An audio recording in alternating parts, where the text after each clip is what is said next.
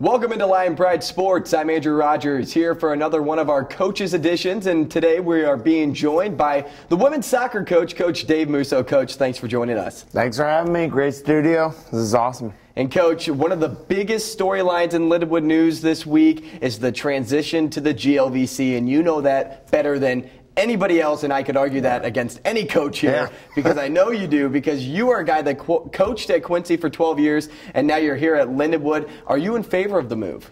Oh, I love the move. As a player, too, I played at Quincy University, so 4 years there. 12 as a coach. It's first class. The people who operate it, the tournaments, just the social media, everything, the scheduling.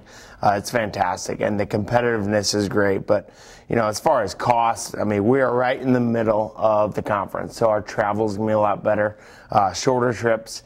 I know we just went to Oklahoma, and it was like an 8-hour trip. We got home at 2 in the morning, and our longest trip in the GLVC might be to Lewis, which is in Joliet. Or Bellarmine. So, I mean, a lot of close trips. Academically, too, it's going to be great because kids are missing less class because of travel, saving money. And then competitively, it's a great conference in all the core sports. I know with women's soccer and men's soccer, I can speak on those. Top to bottom, first class, and it's tough, and it's a really good league, great coaches, and I'm just really thrilled to be back in that league. Mainly, too, because of the travel. It just makes sense. We're right in the middle of everything, and it's great for our student athletes, plus the rivalries. When I'm recruiting players, they know the schools that we're playing against, and that's huge. And I think we're going to build some really good rivalries and competitiveness, and it's a good move. Yeah, from what I've been told, the GLVC is one of the strongest soccer conferences out there. And again, along with the travel, I know that just as well as you do. I traveled with the basketball team for many years, and 9-hour trip to Nebraska Kearney is really, it takes a toll on the body. And talk about that, because that's something that a lot of people don't understand, is a long bus ride like that really does take a toll on your body, and that plays into the match for that week. It does. There's a lot of preparation that goes into these games, and every team's trying to get an edge. And when you're on a bus for 8 hours, it takes a toll on your body. And the next day you try to get up and regenerate a little bit and get your legs going. But mentally, physically, it's a long day. And, I mean, we can't practice on that Thursday that we're traveling because they have school. So I know last week we didn't really put ourselves in a good position on Friday because of the travel, too. So it didn't help. But then again, too, Nebraska Kearney's coming here this weekend, and they have to travel a long time, so hopefully we can take advantage of that. But it'll be nice to make trips to UMSL right across the way, Maryville, McHenry, even Quincy is not too far, and it's going to be a really good move. And more on the lines of Quincy, talk about your story for a moment here. But like you said, you played well, first and for starters, you went to DeSmet High School here in St. Louis. Then you played at Quincy. You came back and you coached at LU. Then you went to coach at Quincy, and now you're back at LU, which is kind of a funny story. So talk about that for a moment. It's been a great journey. When I graduated in Quincy, I really didn't know what I wanted to do. I was a sport management major. And I wanted to be a teacher, and so I looked at Lindenwood University for grad school to get my master's in teaching, and then teaching certificate in PE. And through that, I worked with Carl Hutter on the men's side, and that was 2004. And we actually won the national championship that year in AIA, and it was a fantastic experience. I learned a lot, and through that journey of the season, I realized this is something I might want to do. So, and then in 2005. Laurie Kaminsky got the head job, and they moved me over to the women's side to help her, and that's where I got into women's soccer, and I'm like, oh, I could do this too. It's just like the men's. So then in 2006, Quincy University job opened, and I was an alum there, so they took a shot on me, a young coach then, and we turned an under 500 program into an NCAA tournament powerhouse team, and we made 10 NCAA tournaments in 12 years, and that was a great experience. I love Quincy University, but this job opened up last offseason, and I knew this is the place I want to be. Every time I came back here, things are growing, and the facilities, the resources are outstanding here, and when I came on my interview, it was just a place that I just felt right. Plus, I'm from the area, too, so it's really nice to be home and be back and do what I love doing. in a place where I grew up. So it was huge. It's huge. It's been fun. And it's no shock to me that you turned a team around in Quincy after your first coaching experience was winning a championship. So you had to have just that mindset going into everything. Like, okay, we're going to win the championship here, and we're going to keep winning. And that's what started your success story. And that's what you're fighting for this season. 5-5-2 on the season. Let's say that with a little bit more emphasis. 5-5-2. This is a team that went 5-12-1 last year, and you guys have already reached that 5-win mark. Of course, you're not satisfied though. 5 losses in that column as well. You're ready to get away from that 500 and go up in the win column. But when you turn a team around like that, what changes have you made so far in your first year? Well, it all starts with working with the current group. In the offseason, I was able to get here in January and have a good spring season with them and try to shape the team and figure out what pieces do we have and what strengths do we have, and we've really shaped them in the offseason. And then now it's just about continued growth, motivating these players individually, finding roles for these players, and trying to get them to emerge their role as they go. But then it's literally the next game, and we're just trying to keep getting better every week. And if we have some obstacles like injuries, it's next man up, and we just go from there. But definitely 5-5-2. It could be better with this group. I think we could have found some wins that maybe we tied or lost, but also too it could have been worse. So I mean, they're buying in, they're doing great, and I think hopefully if we keep trusting this process that as this goes and as we hit postseason, we will hit stride and play our best soccer, and then hopefully put ourselves in a position to compete for a championship. And talking about roles and filling roles, again, when we were talking about injuries, you do have some key injuries on your roster, but you also have a lot of young freshmen stepping up and filling those roles. Who's impressed you the most there? Yeah, well, from the start, Bailey Bologna has been one of our rock-solid center mids. She's a freshman from Kansas City area. She's played probably 85 minutes every game and just been, rock solid in there and just battles like a senior almost. So that's been great. But then through time, we've got some transfers coming in that have helped. Marissa Baria, but also she's one of those people out with the concussion right now. So we need freshmen to step up. Like Maggie Miller's started last Sunday. She did a really good job. And then Kat Forbeck as well started in the back, and she's done really well too. So you never know when that opportunity is going to come, so you got to be ready. And unfortunately, we had 2 concussions over the last week and a half, and we've needed players to step up. And because there's no excuses, we got to find ways to win these games. And then going into the previous week of play, you guys faced off against the number 17 ranked team in the nation, UCO, and then you played Northeastern State. You fell in a loss to UCO. You got a tie then on the road against Northeastern State. Again, we talked about the travel. We don't need to get into that, but what I do want to get into is that one opponent, that 7-0 loss against UCO. How tough of an opponent and match was that for your team? As we mentioned, I've been in the D2 level for a while, and UCO is national championship level team.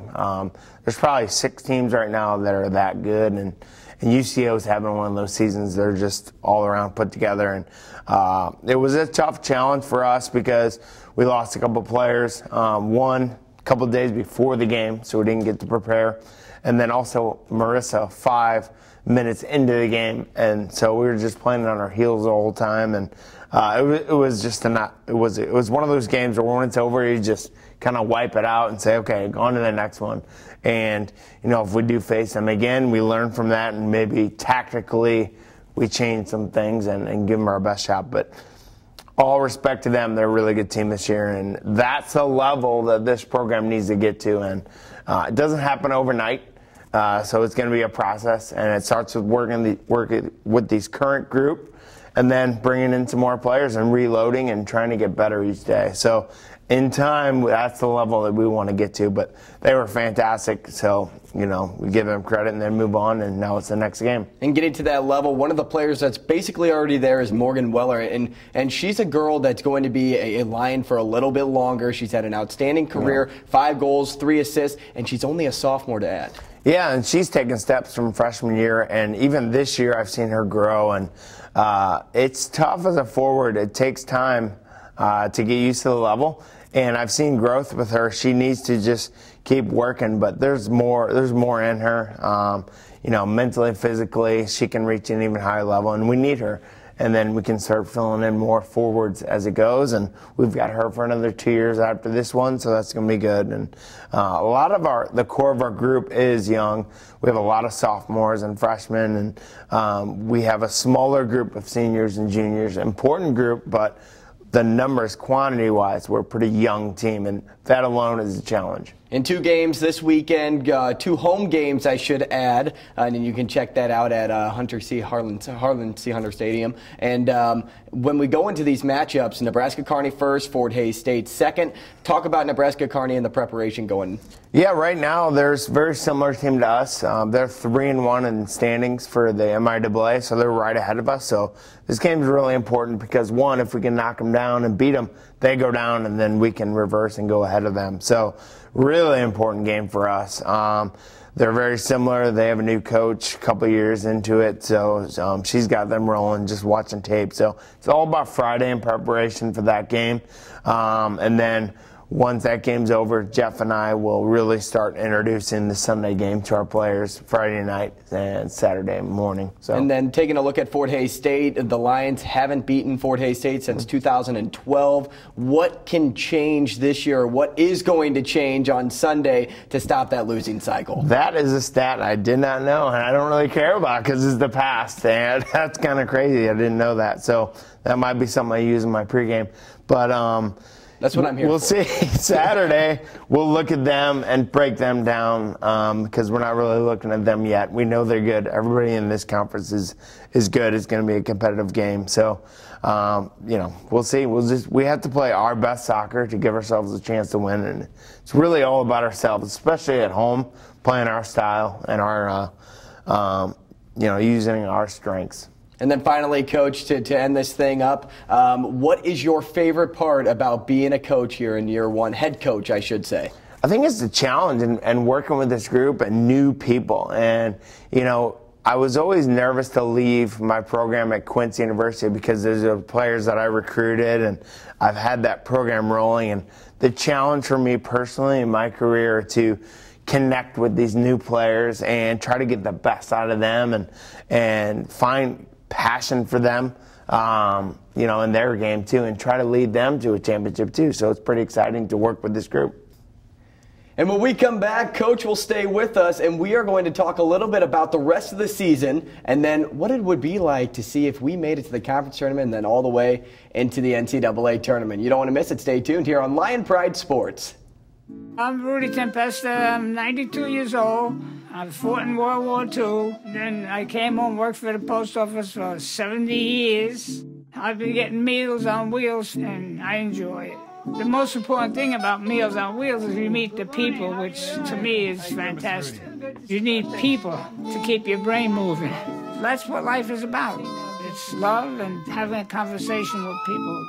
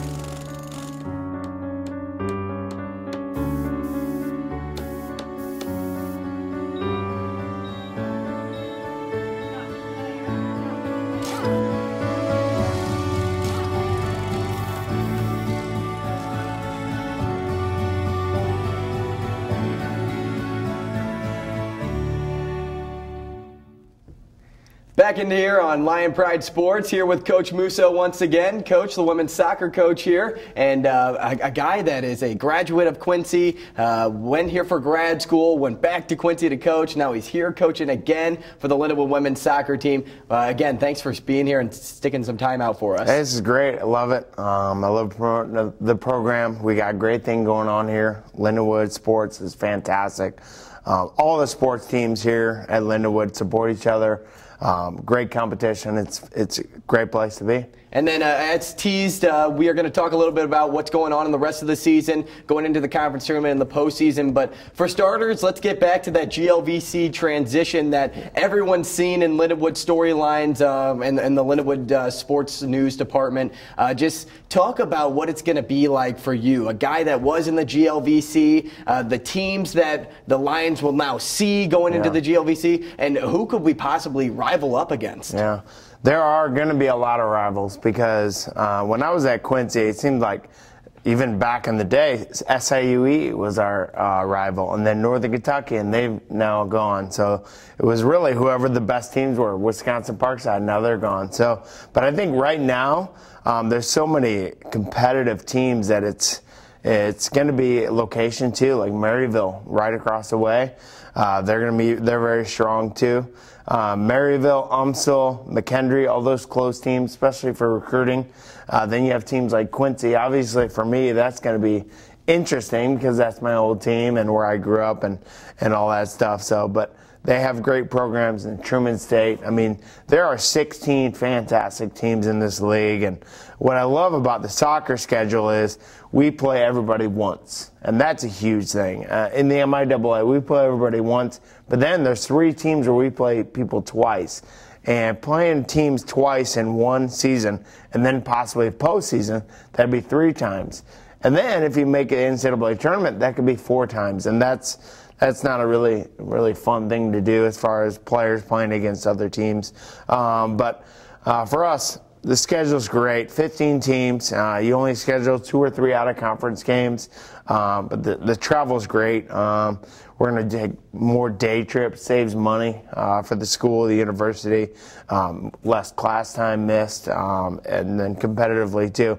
I think, making the NCAA tournament, there will be 3 or 4 teams that make the tournament NCAA from the GLVC each year. So if you can finish in the top 4 in that area, just like the MIAA, that's our goal too. But that'll give us a good opportunity to make that tournament every year. And then when you talk about the scheduling and the GLVC, you would know a lot more about the soccer scheduling than me. I mean, I know a little bit, and tell me if this is comparable at all, about the football schedule. You play every team once, but you also have the ability to play some non-conference matchups, some FCS matchups. Do you have the ability now within your scheduling to schedule some Division I matchups? Yeah, we do, but it's different. When you want to make the NCAA tournament, you play your conference games, and then you want to schedule in-region, out-of-conference games because there's different categories to how to get in those regional rankings, and one is out-of-conference and region games. So if we go play SEMO, Southeast Missouri State, and win, it does nothing for us. But if you go play Ferris State in Michigan, who's in the GLIAC, that game really helps us because they're in region and you want head-to-head matchups. They're trying to get in, we're trying to. That's why when we were at Quincy too, we had a good relationship with those Michigan schools like Grand Valley State.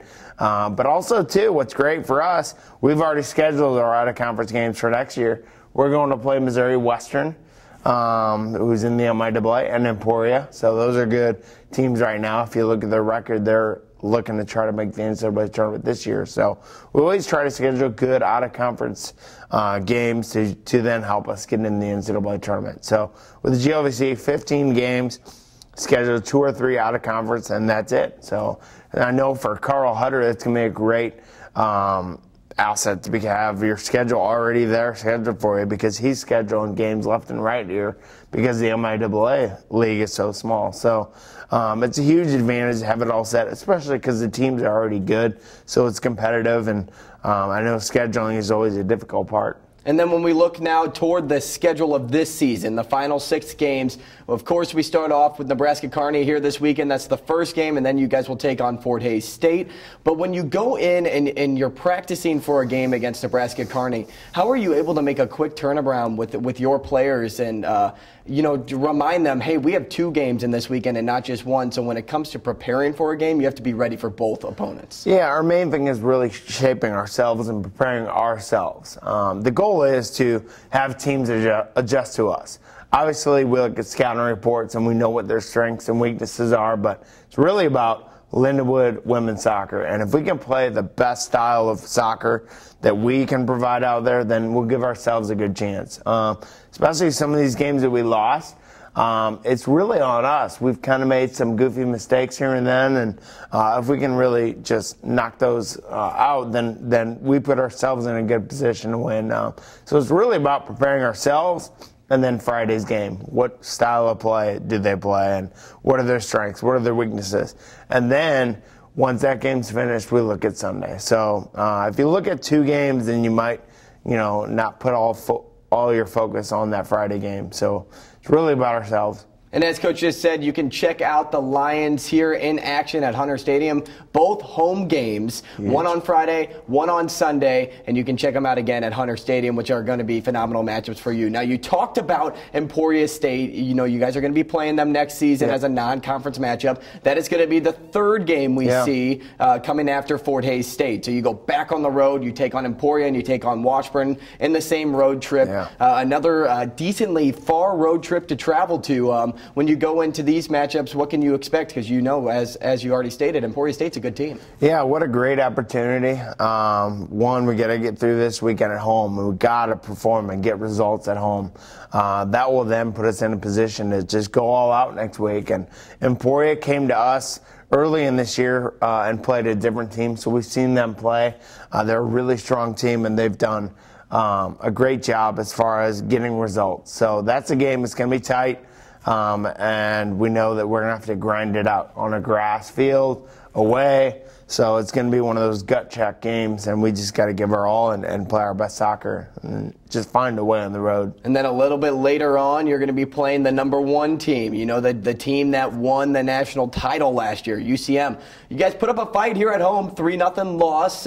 When I say a fight, of course, 3-0, you want at least to see a goal on the stat sheet. But now you're going into Warrensburg. Does this make that matchup any more difficult than it was at home? I say it would be a little more difficult, but what changes that is we've played them already. And we didn't come out the first 10 minutes. We kind of came out scared because they're the national champs, and we're a young team, and we're trying to handle that adversity.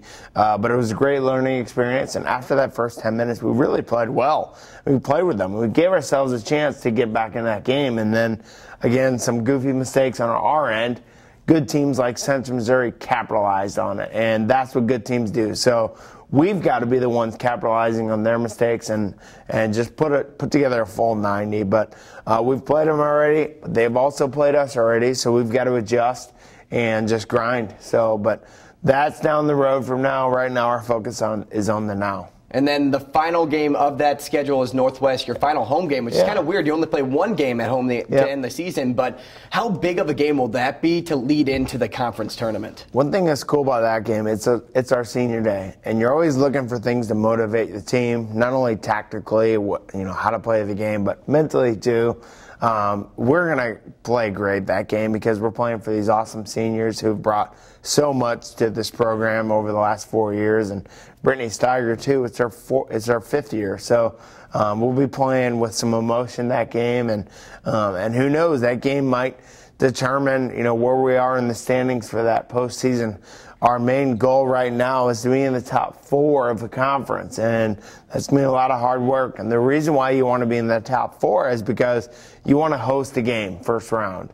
So if we can do that, that'd be great. But what really matters is the now, because there's only 6 games left, so they all matter so much. We don't want to look at that last weekend and be like, oh, we've got to win both games or split one game. It's all about now, and then hopefully down the road we can finish at a good one. We want to be in the conference tournament, but two, if we can finish in the top 4, that'll really help. And then if you make it into the conference tournament, talk about what it would be like to be a team there.